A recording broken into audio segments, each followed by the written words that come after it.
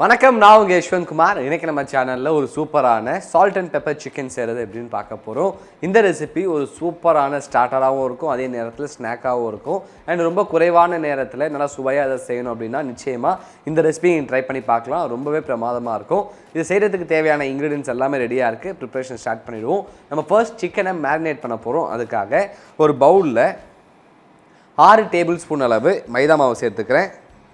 கூடவே 6 table spoon அளவு cornflour, தேவையான அளவு உப்பு, 1 டீஸ்பூன் அளவு சோயா சாஸ்,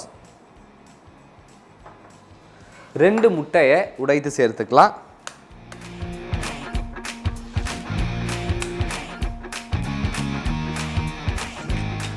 கூடவே காரத்துக்காக இதில் 1/2 டீஸ்பூன் அளவு மிளகுத்தூள்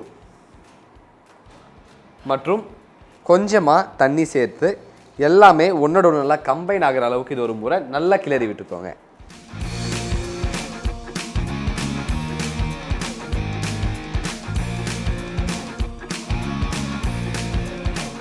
இப்போ நம்ம பேட்டர் ரெடி ஆகிடுச்சு. இது ரொம்ப திக்காகவும் இருக்கக்கூடாது, அதே நேரத்தில் ரொம்ப தண்ணியாகவும் இருக்கக்கூடாது. மீடியமாக இருந்துச்சு அப்படின்னா கரெக்டாக இருக்கும். இப்போது இதில் 3 சிக்கன் பிரெஸ்ட்டை கட் பண்ணி வச்சுருக்கேன், ஆட் பண்ணிக்கலாம். இதை நான் இன்றைக்கி ரொம்ப சின்ன சின்ன பீஸஸாக கட் பண்ணி வச்சுருக்கேன். ஏன்னா பார்க்கவும் நல்லாயிருக்கும், அதே மாதிரி எடுத்து சாப்பிட்றதுக்கு ரொம்ப ஈஸியாக இருக்கும். பட் இது உங்கள் விருப்பம் தான், நீங்கள் பெருசாகவும் கட் பண்ணிக்கலாம். இந்த பேட்டர் சிக்கனை கோட் பண்ணுற அளவுக்கு ஒரு முறை நல்லா கிளறி விட்டுக்கோங்க. அதன் பிறகு ரெஃப்ரிஜிரேட்டரில் அடுத்து ஒரு 30 மினிட்ஸ் வச்சு மேரினேட் பண்ணிக்கலாம். இப்போது நம்ம சிக்கன் நல்லா மேரினேட் ஆகிடுச்சு. இதை எடுத்து ஓரமாக வச்சுருவோம். இதை ஃப்ரை பண்ண போகிறோம். அதுக்காக இங்கே ஒரு பாத்திரத்தில் எண்ணெய் நல்லா சூடாக இருக்குது. இப்போ ஒவ்வொரு சிக்கனாக எடுத்து நம்ம எண்ணெயில் சேர்த்துக்கலாம்.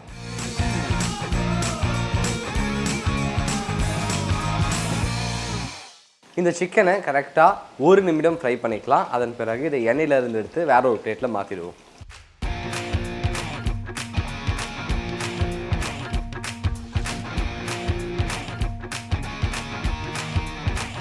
நம்ம சிக்கன் இப்போ நல்லா குக் ஆகிடுச்சு. இதை எண்ணெய் இல்லாமல் எடுத்து வேறு ஒரு பிளேட்டில் மாற்றிக்கலாம். இதே மாதிரி மீதமுள்ள எல்லா சிக்கனையும் ஃப்ரை பண்ணிப்போம்.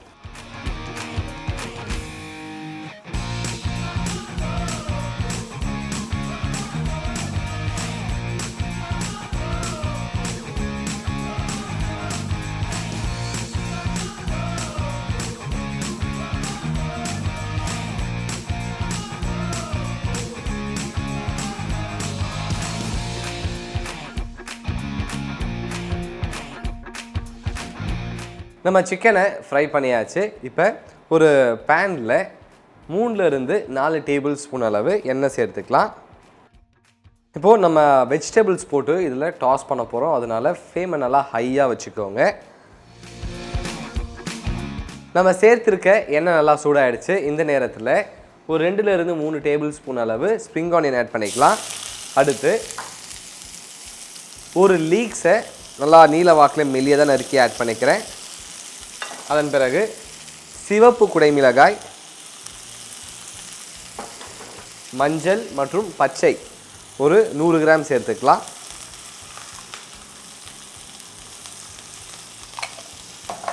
ஒரு முறை இதை நல்லா கிளறி விட்டுக்கோங்க. அதன் பிறகு இதுக்கு தேவையான அளவு உப்பு சேர்த்துப்போம். கரெக்டாக ஒரு 30 நொடி இது நல்லா வதக்கினதன் பிறகு நம்ம குக் பண்ணி வச்சுருந்த சிக்கனை சேர்த்துக்கலாம்.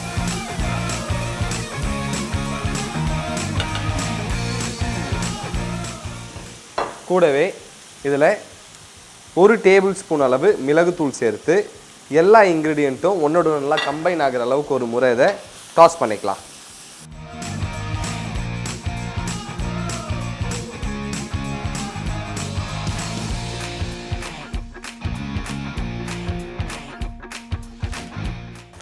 இப்போ நம்ம salt and pepper chicken ready ஆகிடுச்சு. ஸ்டவ் ஆஃப் பண்ணிடலாம். இதை எடுத்து அழகாக ஒரு பவுலில் பொசிஷன் பண்ணிப்போம்.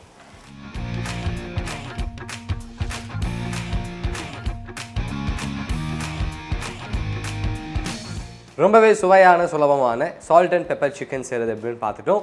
இந்த ரெசிபி உங்களுக்கு பிடிச்சிருக்கும் நம்புறேன். மறக்காமல் வீட்டில் ட்ரை பண்ணி பார்த்துட்டு உங்களோட ஃபீட்பேக்கை கீழே கமெண்ட் பண்ணுங்கள். இதே மாதிரி இன்னொரு சூப்பர் ரெசிபியோட உங்களை நான் சந்திக்கிறேன். Until then, bye from Yeshwanth.